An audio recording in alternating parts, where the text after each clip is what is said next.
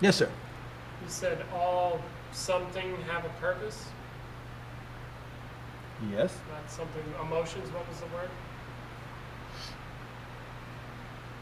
Connection. The brain's making a connection. This is acceptable, and okay, I can love it. So there's some connection there. I should love it. I should hate it. See? Which is to say, you love it, you hate it, you want it. Are you talking about You're love afraid of it. or What? lust? No, love. Love. Like love. Yes. Love. I love you. Love.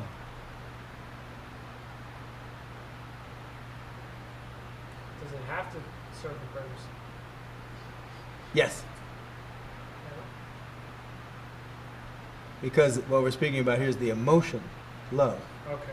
And emotions serve a purpose. See, there is a feeling state that comes about. Why? Why?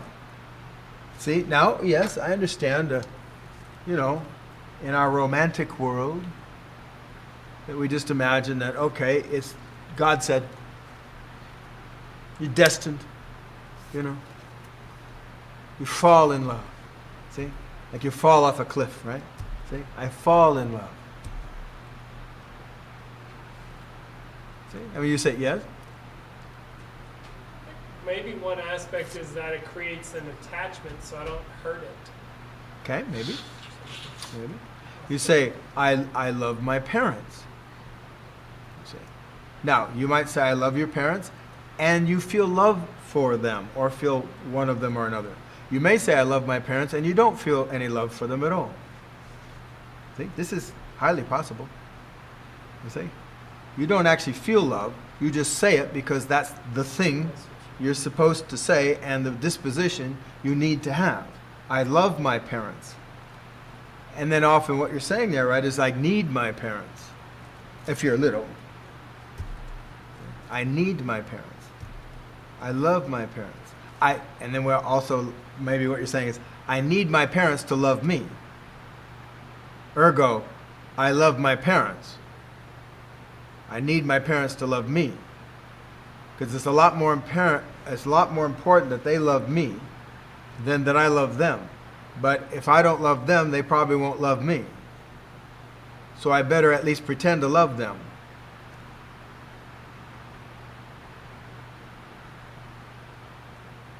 See? It serves a purpose. I love my sister. And maybe you feel genuine affection for your sister. Maybe you hate your sister, but then you probably say, I hate my sister. Right? So you don't have a problem with that. See? But you might feel genuine affection for your sister.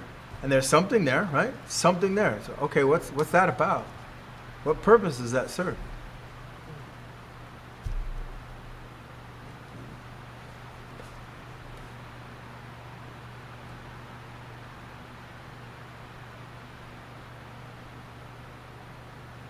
I'd say, I love my horse.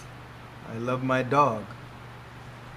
But then I would wonder, do you? But you might feel great affection for your horse. Okay. And attachment. Why? Why? Why do you love your parents? Why do you love your girlfriend or boyfriend, wife or husband? Why do you love your sister? Maybe you have a friend you love. I love my friend. Maybe an uncle you love. I love my uncle. Why? Why don't you love your aunt? Why do you love your uncle?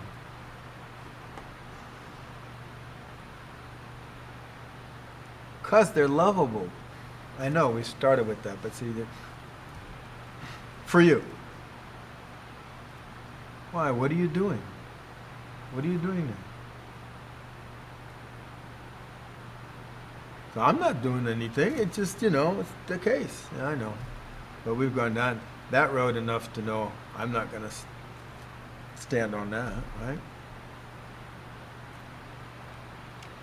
If you generate fear and you generate anger and you generate desire, etc., you also generate love. You generate hate, you generate love.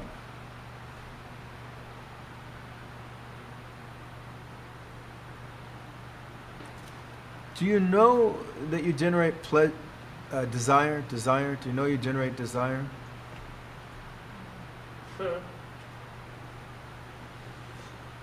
You know you have desire, right? I mean, you know you have desire. You've desired many things in your life, okay? Do you know that you do that? No? You don't know that you do that? Can you see yourself, or at least, like, you know, like as a sampling, can you see yourself doing desire? Have you ever desired something and then not? Have you ever desired something not on purpose? Yes. I have sometimes if I want food, then I notice that I desire it, and then I stop desiring it, and then I'm like, maybe I actually want it anyway. Okay. I have some sense that I create desire. All right. Yes, sir. I think it was after my first EMB, and then I went home and I was having sex with a girl, and at some point, for some reason, I stopped this desire. It was horrible. Yeah, bad timing.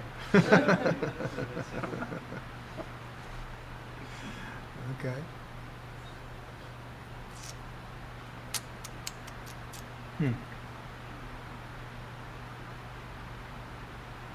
You know, see, if you have, like, you know, make it simple, right? You have the cake on the table, and you want the cake. Say you like cakes. I don't know. Say you really like cakes. Right? It's delicious cake. It's sweet. It's exactly the kind of cake you like, whatever that is. Pie, if you like pie. I don't care. Lollipop. I don't care. A steak, a bratwurst. I don't care. Okay. Anyway, so you got a cake, okay, on the table, right? And you decide, oh, I really want that cake. You're hungry too, even on top of that, right? Yeah. And there's a very special cake.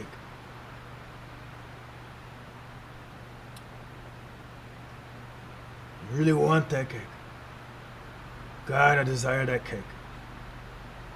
Yeah? And you know you could stop that, right? You could just go, no, I don't. No, but I do. Nope, nope, but I don't. Yeah, but I really do. See, right? Nope, but I don't. You've done that once, right, in your life? Yeah? It's like, okay.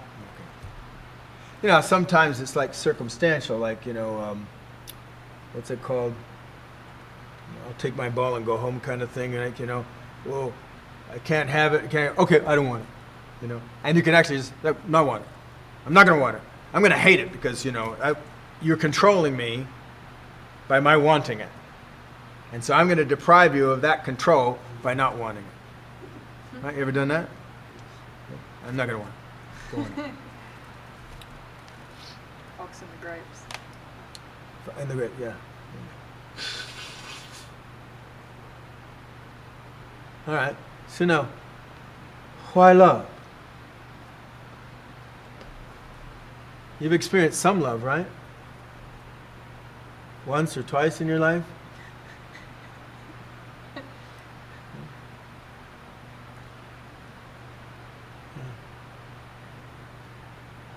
Huh? Yeah. Maybe something like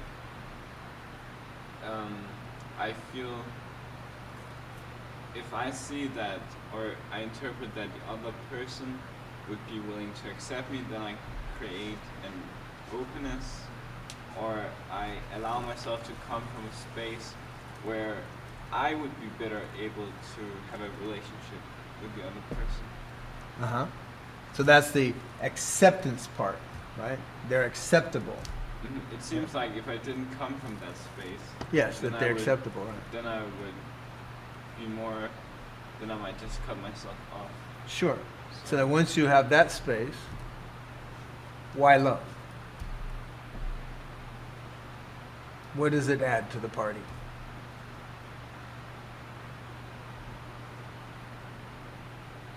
And then I'm not sure what love is. Okay, well, let me read on because I want to clarify something at this juncture before we go down that road. First, we should distinguish between love and need. Many of the impulses that pass as loving someone are actually emotionally and psychologically needing someone, some feeling of dependency. Such need or dependency is not love. It is actually a self-serving and self-referencing impulse. When an impulse arises so that you feel like you need someone, that having a particular relationship with another is essential for your emotional well-being, this suggests need or dependency, not love. Emotional desperation or need is obviously due to some psychological lack within oneself. Having someone fulfill this lack is not an act of love. What good does it do the other? None, really. It isn't designed with them in mind, except how they can serve your needs. Do you see the difference? Love is about accepting them, connecting with them, and wishing them well. Need is about you. Of course, this need often shows up in the domain of romantic love, but can also be seen in family dynamics and other forms of human contact. Love, on the other hand, is about the other. What is the outcome of feeling love? We feel a strong connection with and desire to care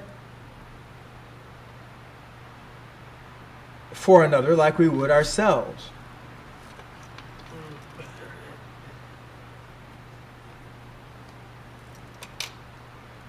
They become something of an extension of self. So the evolution of love may have something to do with creating close alliances between people so that they serve the interests of each other and increase the chances of survival to the benefit of all. That would be its purpose.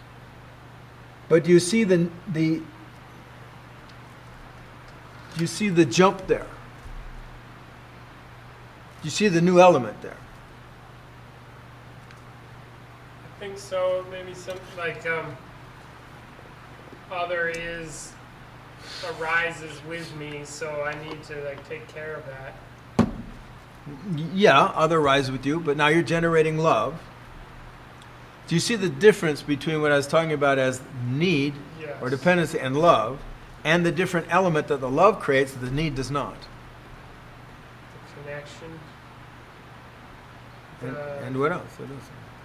It's like genuine wanting the other to succeed or something outside of me, outside of my needs. Yeah, Something outside of my needs. yeah. And how does that benefit your survival? Well, instead of one, there's two now. Yes. More capacity, power. Okay. Anything else?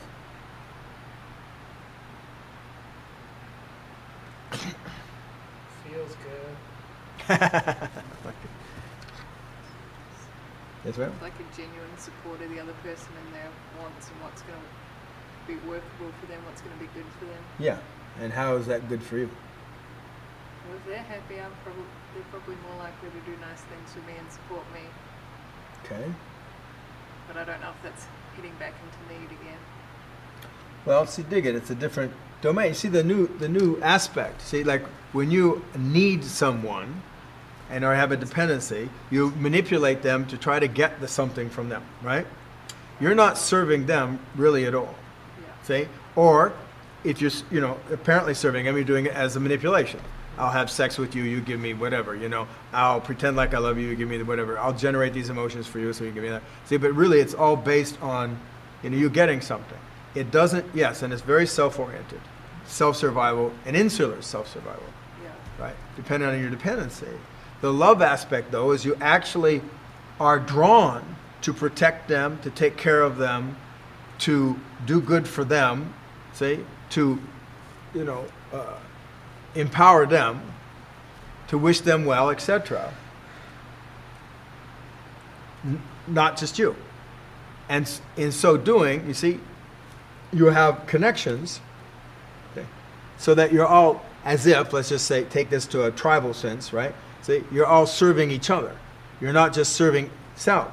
So you work as a team, so to speak. You see, so it puts it in a whole team dynamic See? So if some danger comes to this one, you definitely jump in there. See? And given they love you also, which is quite useful in this case, see? Right? In this dynamic, see? Then you both are together in saving your ass. See? And then maybe a few others, see? Saving your, you know what I'm saying? See, so it creates a much more powerful dynamic that in even just like a biological sense, you see, a survival sense in that way, you see, is a leap above the survival. It's kind of like, we're just talking about NATO, right?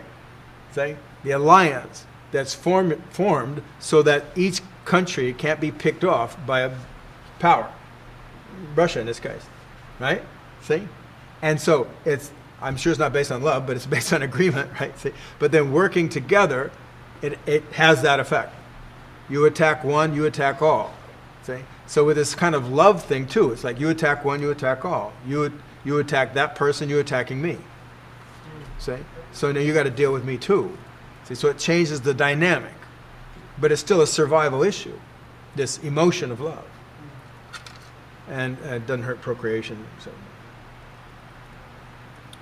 We may feel good when we feel love, but it goes beyond feeling good.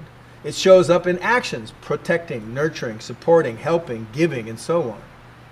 These actions go both ways if the love goes both ways. Of course, the flip side is the anguish of losing a loving relationship, as the benefits of physical and emotional partnership and connection evaporate. Such a broken alliance seems to toss us back into an isolated self surviving on its own. Right? This appears to be the cost of love lost.